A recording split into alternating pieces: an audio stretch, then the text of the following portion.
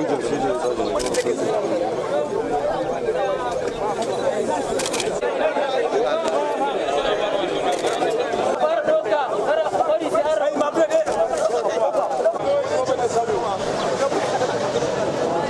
begin what's trending with social media reactions to the killings of more than 45 farmers in Borno State by members of the terrorist group Bokoharam.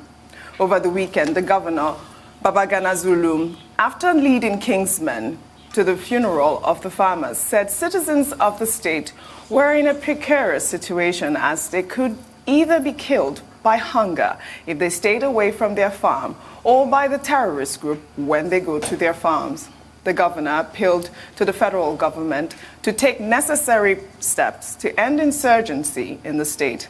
While reacting to the news, President Muhammadu Buhari described the killings as senseless, adding that he has given all the necessary support to the armed forces to protect the country against terrorism. Well, in response, many Nigerians have called for the president's resignation. Let's take some tweets. A group called Voice of Borno on Twitter wrote, 43 farmers were slaughtered on their farmlands at Zabamari, a village under the Jere local government area of Borno State. Buhari must resign. We cannot continue with a government that cannot protect the security of our livelihood and property. Enough is enough. Hashtag Zabamari massacre. Well, lawyer and activist Tokpe Akinyode wrote, President Buhari should resign. He has failed us. He grants amnesty to Boko Haram, but 43 farmers were killed in Borno yesterday. Imagine a Major General, Bolma Biu, saying an ex-Boko Haram member can become president. Rest in peace to the 43. Hashtag end insecurity. Buhari must go. Hashtag Zabamari massacre. Well, rest in peace to the 43. Really horrific story over the weekend. A lot of people that are expressing this outrage are not only commenting on this story, but it is the outrage over the worsening insecurity situation in the country. People are calling for the resignation of the service chiefs, which they are due for retirement, and everyone is talking about the fact that they are overdue for retirement, and the fact that they are not able to tackle this situation just proves that they should just be sacked, period. Either they are being sacked or they deploy some sort of intelligence to tackle this situation, because that's really what we need at this point. Besides that fact, Amnesty International is also reporting that over 10 women are missing, and the number is still going up. The UN has reported that over 100 people were killed. They've described it as the worst massacre in the history of Nigeria at this point. Tundun. Yes, may their souls rest in peace, the souls of the departed. We must never become inured to seeing images of mass burials. It's completely unacceptable. Yes. It's so heartbreaking.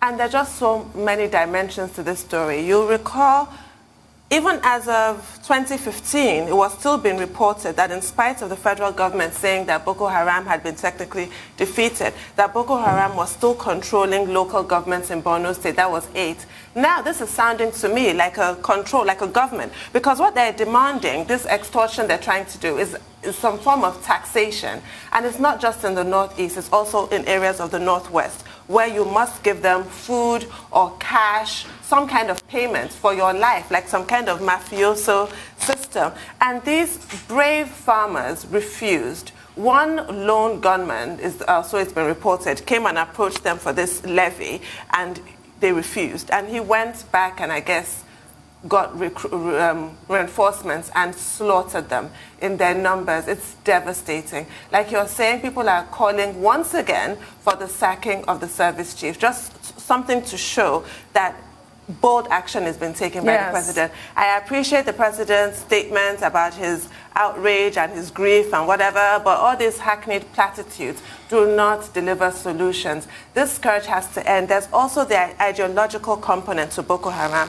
So they're not just criminals. That's what makes it particularly intractable. Yes. There are all kinds of teachings that feed into this and justify this. They actually think that they are in the right with what they're doing. That's what makes it really scary. And that's why this whole Operation Safe Corridor, for me, it can never work. The ideological component is not being addressed. Also. Yes. But also, you should have seen the graphic images. Like you said, these terrorists, they tied their arms and, you know, slit their throats, cut off their heads. This is terrible. It is the worst massacre, really.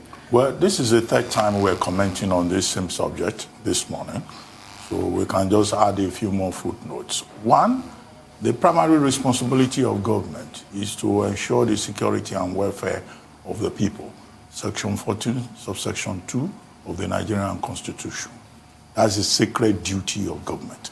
And I think that it is on the basis of that that government is consistently assuring Nigerians that we've been assured of our own safety so many times that the reality that we're confronted with is more than enough to cause the outrage that has been expressed. Second, in this particular case, this Zabamari incident, this is actually the second time that there will be an issue in Zabamari. On November 13, this same month, right? We're still in November. There was a report of a similar slaughter of farmers in Zabamari. This is the second time that has happened. And, you know, it's just shocking because it's only the cases that get reported that you get to hear about. And this was the point that the Sultan of Sokoto made at the meeting of the Nigerian Inter-Religious Council. He said, look, only the ones that get reported is what you get to hear about. This is something that is happening on a very regular basis. And in fact, in Sokoto at the time, in some communities, about 76 people were slaughtered. We cited the example of what happened in Benue in 2018. 73 farmers Only were last slaughtered. month, Dr. Abat, in the outskirts of Maiduguri, 22 farmers were slaughtered. So this happens all the time. And, you know, Nigeria having become the killing fields. Is very unfortunate, and it is what provides the justification for the classification of Nigeria in the Global Terrorism Index as the third most terrorized country in the world. Now, as for President Buhari, those who are asking that the president should resign, maybe they are asking for too much. That's not what I think they should be talking about. He's an elected president, and he would complete his term. But what we need to remind ourselves of is that not too long ago, the president, at the point when a lot of Nigerians were saying the service chiefs should go because we need new ideas. Now, President Buhari summoned the security chiefs.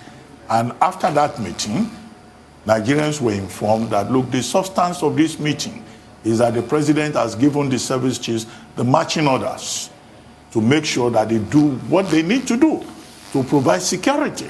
And in that statement that you referred to from Garuba Shehu, Garuba Shehu, speaking for the president, said the government, the federal government, has provided all the necessary support. So why are we seeing And if indeed it is true that the necessary support has been provided, so where is the problem? Is it competence? Is it lack of ideas? And I think that, you know, with this Zabamari incident, the time has now come, perhaps, for the president to summon the service chiefs again and to ask them to come and give account with regard to the necessary support that they have been given and the marching order that they were given. And that's why I think Dr. Adamu, who was our guest this morning also, where the point he was making about accountability becomes relevant.